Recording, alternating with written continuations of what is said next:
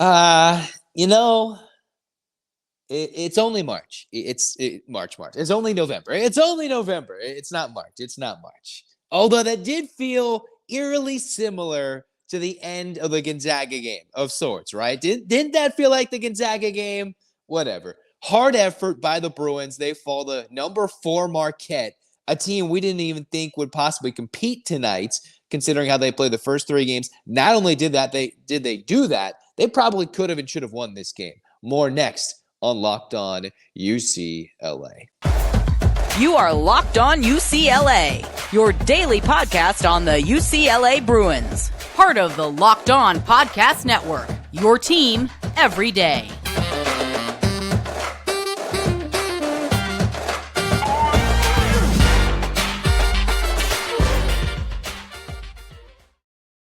Welcome, everybody, to this edition of the Locked On UCLA podcast. Anderson-Yoxsimer with you. It's a reaction in the Maui Invitational in Honolulu. The Bruins, in the late night edition, drop it to Marquette. A game they led by as many as 12. A big Marquette 17-0 run got them back into it. And the Bruins seemingly had this game under control, only for the Golden Eagles to get back into it, hold the lead. The Bruins fought themselves back in, a late lead, couple cracks at it to tie or take the lead.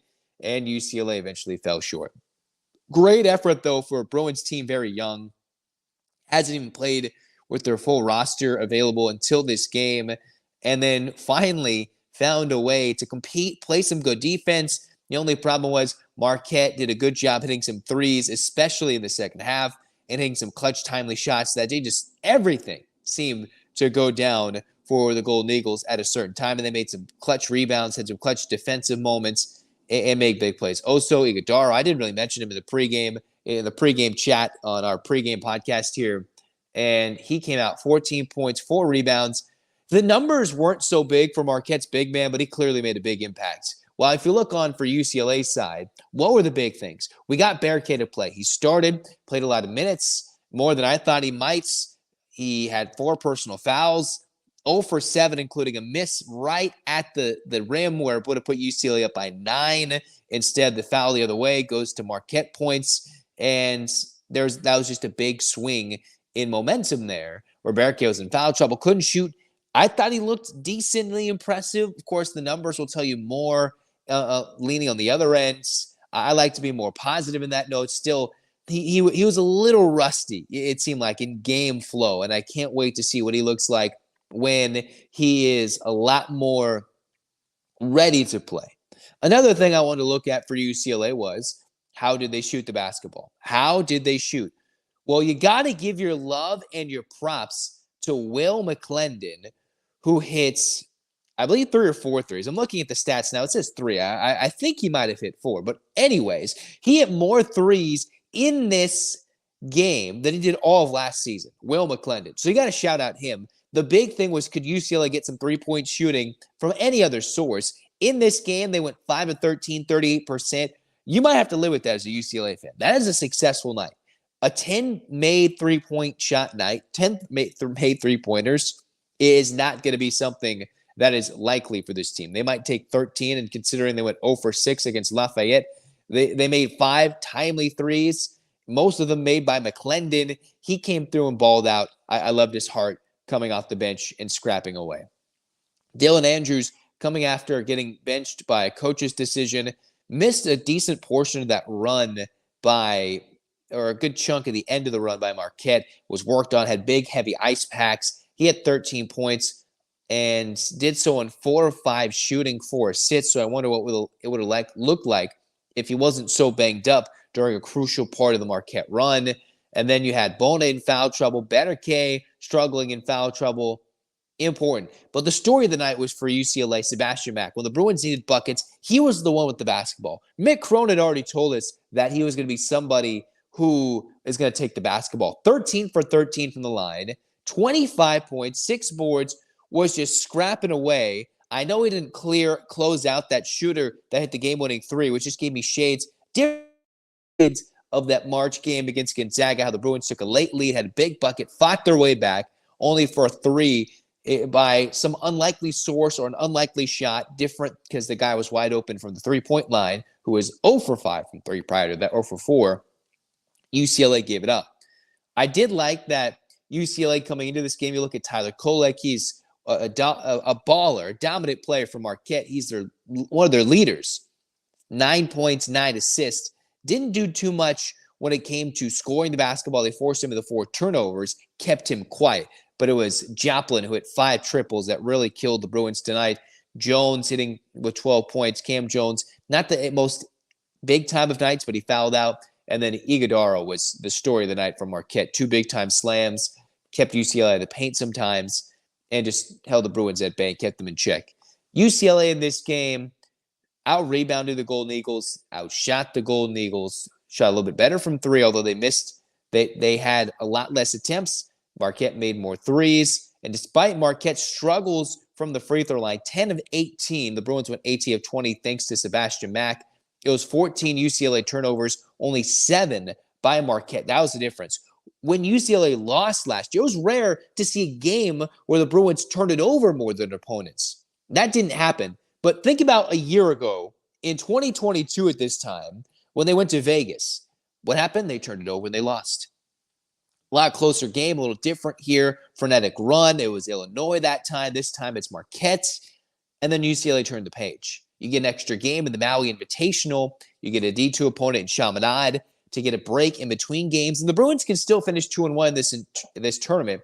And this performance was equally impressive by both teams because UCLA, we didn't really know what team what they were going to show up with. I didn't know. All right, talented. I want to hype this team up, give them as much love as possible. I wasn't really positive in my mind thinking about what are they going to look like against Marquette after those first 3 games at home in Pauley Pavilion.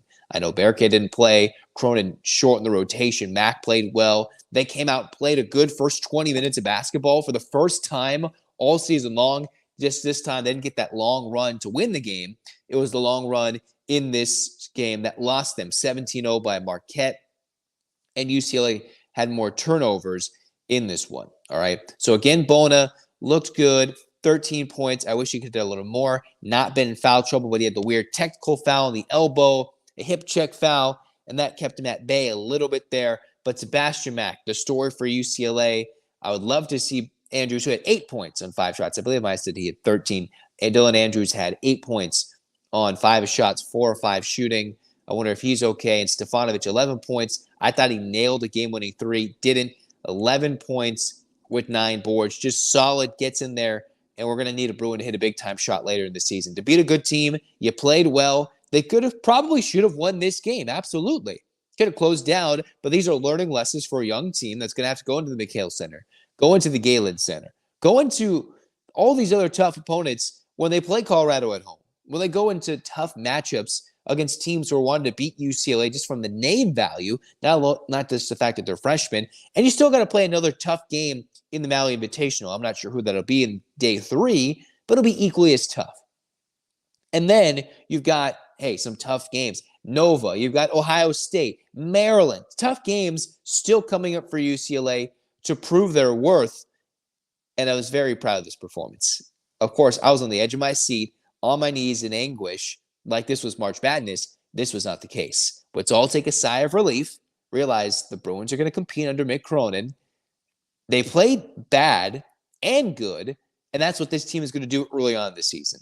And it's not like they lost by 10. They lost this game by 2, and we're shooting to win the game, if not send this to overtime at the buzzer against the number 4 team in the country that's already got a true road win at Illinois, who was a ranked team earlier this season. And if Marquette goes and plays well against Kansas, how much better does that make UCLA look? We'll know more about Marquette when they play Kansas in the next night, but I am proud about this Bruins performance, even though Berke didn't play the best. Mara had a very quiet night. Cronin shortened the rotation as much as he possibly could. I believe I'm looking at numbers, and they're not even correct because I couldn't pull up a box score. They seem a little inaccurate here on the ESPN stats, whatever, right? UCLA did their best, but they turned it over, got into foul trouble, and that hampered them. A team that's supposed to be deeper than anyone Cronin has, he shrunk the rotation as tight as he possibly can make it, and that's where the Bruins were unable to counter with a slightly deeper Marquette team that found buckets from unlikely sources at the right times and just made the big run and UCLA counterpunched, as most Cronin-led teams do, just couldn't get the last bucket to fall. I'd rather it not fall in November than have everything fall in March. Remember that. Not fall in November, must fall in March. Get that done. The Bruins fall to 3-1, but their most full, complete effort of the whole season comes in a losing effort to the number 4 team in the country. That is a positive outlook looking into this one. Still a lot of frustrations, still a lot to work on for this team. They are by no means a finished product. But considering Berke came off not playing any games with his teammates other than maybe practice, this team is looking interesting. And I can't wait to cover them for the rest of this season, which is why you should stick around, follow, subscribe, and watch Locked On UCLA. We're going to have all this fun coverage all season long, all Maui Invitational long here on this channel. So stay tuned, listen, and watch some more. I can tell you that this episode is brought to you by FanDuel Sportsbook, the number one sportsbook in America. You can score early this NFL season by trying to get a $5 moneyline bet winner, and you get $150 in bonus bets if you are a new customer and get a winning $5 moneyline bet. That's $150 if your team wins. If you've been thinking about joining FanDuel, no better time to get in on the action than right now. App is super easy to use, wide range of betting options, and hey, FanDuel.com/lockedon kicks off the NFL season. They're an official partner of the NFL. Check them out.